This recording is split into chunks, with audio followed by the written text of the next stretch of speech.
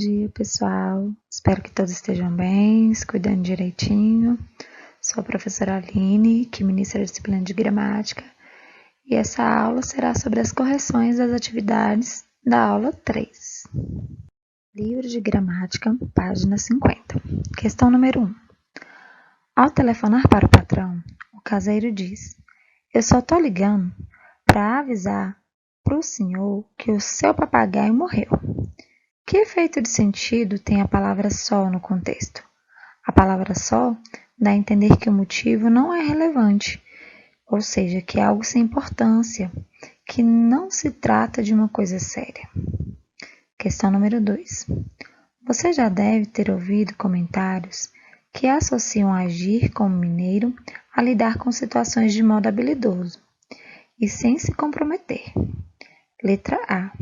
Pela ordem, quais são as novidades que o caseiro comunica ao patrão? Primeiro, ele fala sobre a morte do papagaio. Segundo, ele fala sobre a morte dos cavalos por sangue. Terceiro, ele fala sobre o incêndio da casa e o assassinato da mãe do patrão. Ele fala por último, em quarto lugar. Letra B. Compare-as e levante hipóteses. Por que o caseiro adota a estratégia de começar pela morte do papagaio? Acredito que ele prefere ir comunicando as tragédias da menos grave à mais grave, para não chocar de uma vez o patrão. Letra C. Essa estratégia confirma ou nega a fama que o mineiro tem de ser habilidoso? Ela confirma. Página 53. Questão número 1. Os alunos apresentam dificuldade na aula de gramática. Observe a última frase do texto. Letra A. Essa frase está de acordo com a norma padrão da língua? Não. Letra B. Caso não, como ela ficaria se quiséssemos reescrevê-la na norma padrão? Os pedais da bicicleta são de plástico. Questão número 2. No dialeto caipira, é comum haver a troca em final de sílaba da letra L pela letra R. Por exemplo, varal, varar, talco, tarco, coronel, coroner. Letra A. Há na anedota alguma palavra que se enquadra nesse caso? Se sim, qual? Sim, a palavra pedar, que significa pedal. Letra B. Conclua. Que variedades linguísticas estão sendo utilizadas nessa aula de gramática? Uma variedade urbana de prestígio, de acordo com a norma padrão, representada principalmente pela fala da professora, e uma variedade não padrão, o dialeto caipira, representada pela fala do terceiro aluno que responde a pergunta. Página 44, questão número 3. Em variedades não padrão da língua, é comum não haver concordância em algumas situações. Observe e compare. Norma padrão, o pedal, os pedais. Variedade não padrão, hospedar, hospedar. A expressão hospedar foge às convenções da norma padrão, mas há uma razão lógica que poderia justificar a falta de concordância. Qual é ela? Troca ideias com os colegas. Nesse caso, você não teve como trocar com os colegas, mas dá para trocar com alguém em casa, não é isso? E vamos debater aqui. Vou dar uma sugestão. Como a palavra os está no plural, já é suficiente para indicar a noção de plural, ou seja, que se trata de dois ou mais pedais. Isso explica a expressão de variedades não padrão da língua, como os homens, as crianças, etc. Questão número 4. O humor da anedota encontra-se na última frase. Você acha que a frase dita pelo aluno vai satisfazer a expectativa da professora? Por quê? Não, pois pedal também é substantivo. Agora vamos para a página 55. Lá no exemplo de diferenças históricas, tem uma adivinha. O que é o que é? Em cima daquela serra tem uma moça enfeitada, nem cozida com agulha, nem com tesoura talhada. Domínio público. A resposta dessa adivinha é cobra. Página 58. Questão número 1. Pela fala do filho, deduza. Lodge deixou de ser hippie? Não, pois continua cabeludo, não tem um trabalho formal e rejeita normas e valores da sociedade. Questão número 2. A tira brinca com as diferenças de ideias entre as gerações. Analisa a fala do filho de ódio. Letra A. Geralmente, quem produz esse tipo de discurso? Os pais ou os filhos? Normalmente são os pais. Letra B. Logo, o discurso do garoto aproxima-se do discurso do pai ou do discurso do avô? Por quê? Do discurso do avô, já que provavelmente era o que Odd, ouvia do pai quando era jovem. Questão número 3. Observe a linguagem com que o filho e o pai se comunicam e marque os itens em que ela é caracterizada corretamente. Os itens são letra A, linguagem descontraída e informal, e letra D, linguagem com emprego de gírias. Questão número 4. Na linguagem de Odd, há uma palavra que fazia parte da gíria empregada pelos jovens brasileiros nas décadas de 1960 e 1970. Letra A. Identifique essa palavra e explique o que ela significa. É a palavra bicho, que é uma forma de se dirigir ao interlocutor, assim como rapaz, cara, entre outras. Letra B.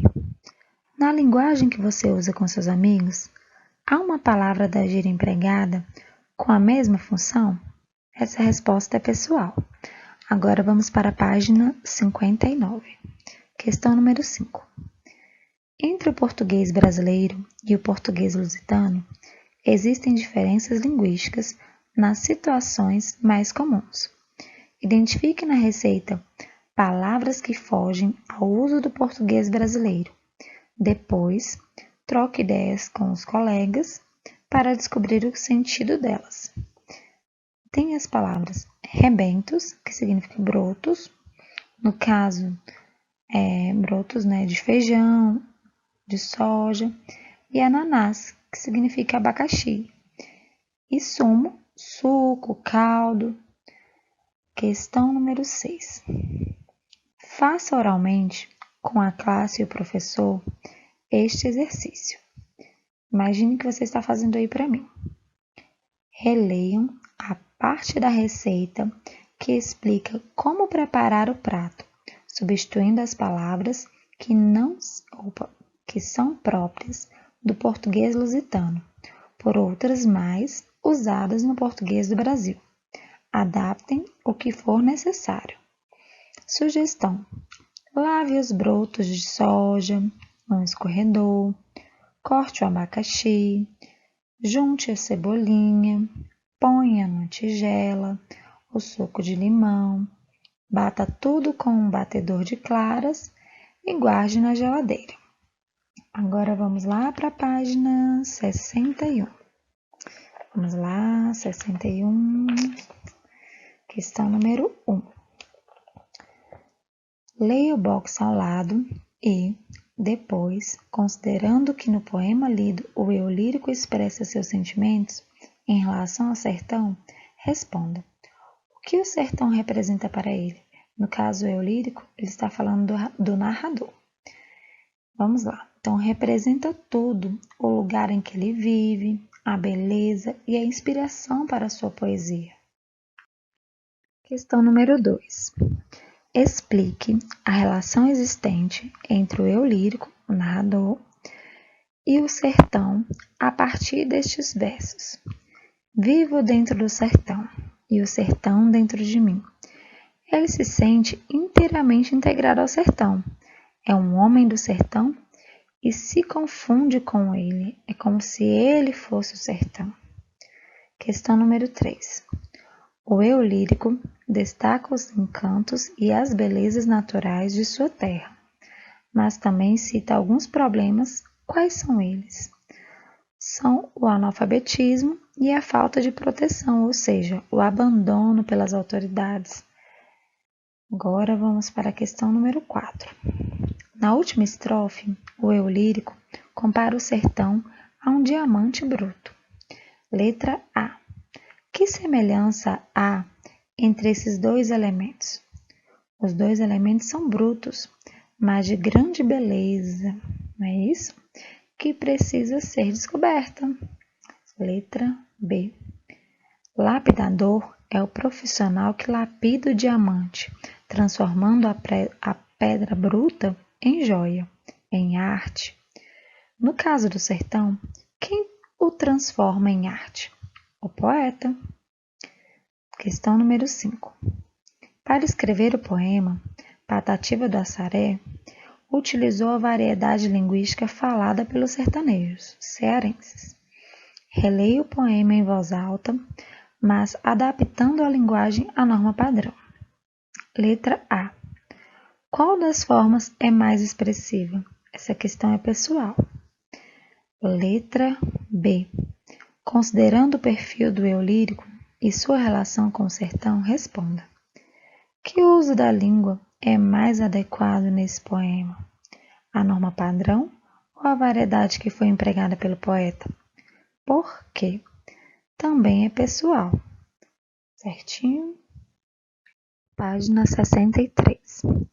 Escreva ao lado das seguintes palavras e expressões do português brasileiro as formas do português lusitano, correspondentes a elas, destacadas no texto. Barbeiro, azélia, teto solar, tejadilho de abrir, tanque, depósito, multa, coima, pedestre, peão, freio, travão, fusca, carocha, carta de motorista, carta de condução, econômico, consumo contido, ônibus, autocarro, perua, carrinha, bacana, porreiro, placa, matrícula, asfaltadas, alcatroadas, fabricante, construtor, velocímetro, agulha do conta-rotações, embreagem, embraiagem, restaurante, casa de pasto, alto-falantes, altifalantes. Bom, meus amores, essa foi a nossa correção de hoje. Espero que vocês tenham acertado tudo. Qualquer dúvida é só nos procurar. Continue se cuidando e até mais. Tchau, tchau.